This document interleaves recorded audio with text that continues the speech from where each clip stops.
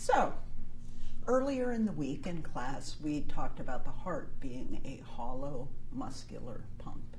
And now we're going to start thinking a little bit about how does the heart do its pumping action.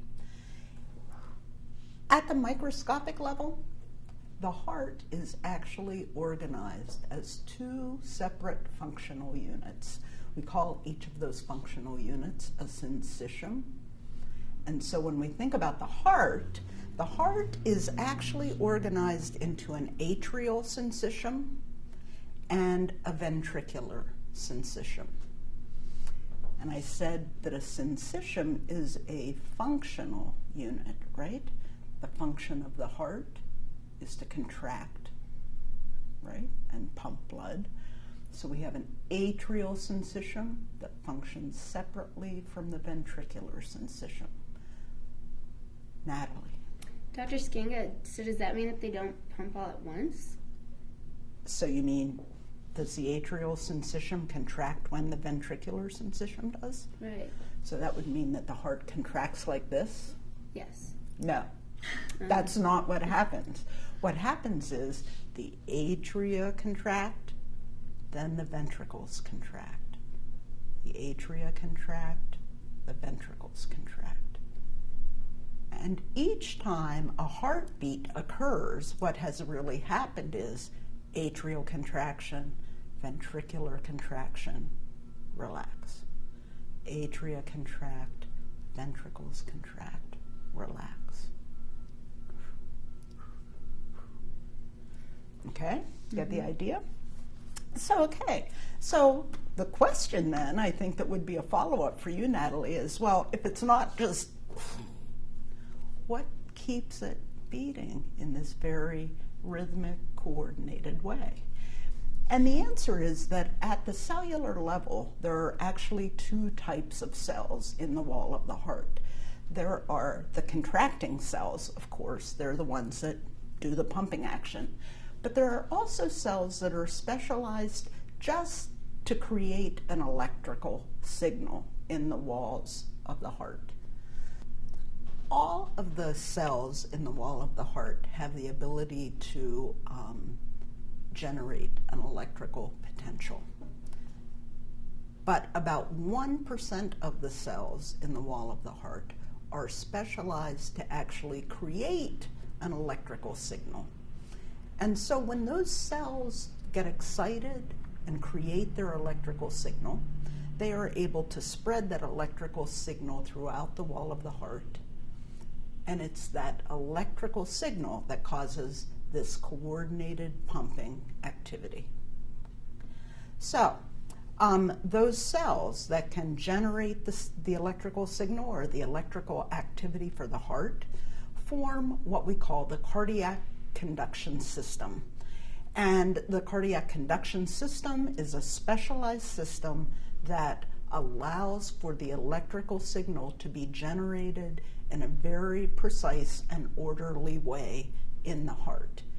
And it's that conduction system that allows for the pumping action that I just described earlier that occurs in each heartbeat. Okay?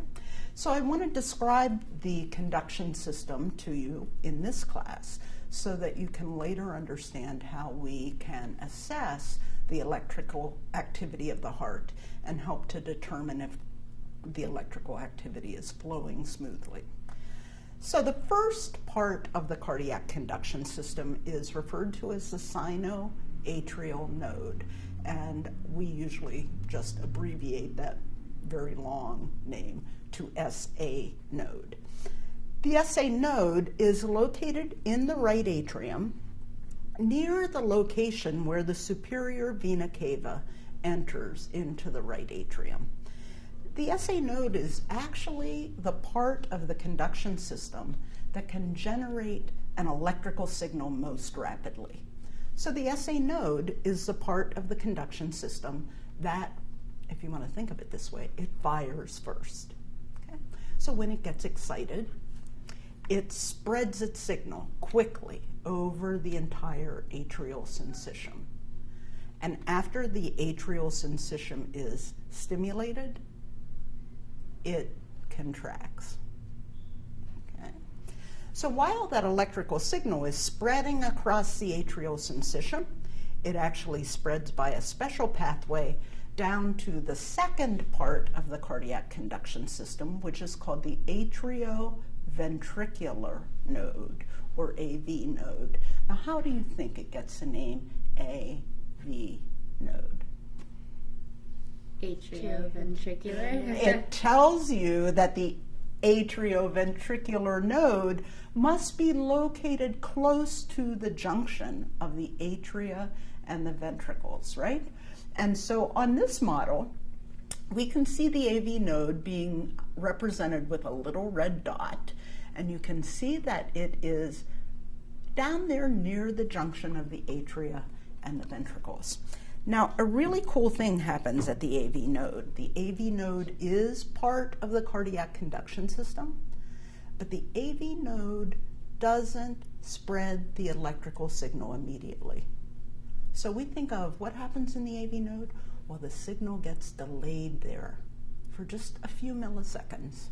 Okay, so instead of the signal starting up here at the SA node and then immediately spreading everywhere in the heart, it spreads across the atria, but then the signal gets delayed at the AV node. This is significant because what it means is that the atria are allowed to do their contracting thing before the ventricles get excited. Okay? So from the AV node, the signal then passes through a very short bit of conducting tissue called the AV bundle, atrioventricular bundle. And the atrioventricular bundle is actually very important as well to the system because it is the only electrical connection between the atria and the ventricles. So if we didn't have the AV node, the ventricles would just do their thing and the atria would do their contracting thing, but we would not have that very coordinated type of pumping action that is possible in the heart when it's functioning well. So we have the signal delayed at the AV node, then it passes through the AV bundle, and when the signal passes through the AV bundle, it actually arrives in the ventricles, and it arrives in the interventricular septum. And so the next thing that happens is the signal will be passed down the interventricular septum through two pathways that we call bundle branches. Now, if you look at the picture that I've opened in the textbook in front of you, you can see passing down through the interventricular septum, you can see that we have a left and right bundle branch, right? And they pass down the interventricular septum to the inferior end of the heart, which we call the apex.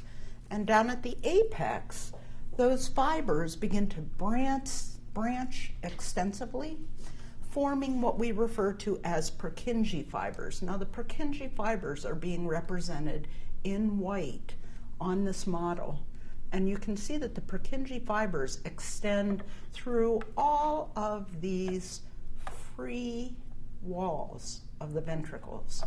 And so when the signal passes down the interventricular septum, it activates the contracting cells of the interventricular septum.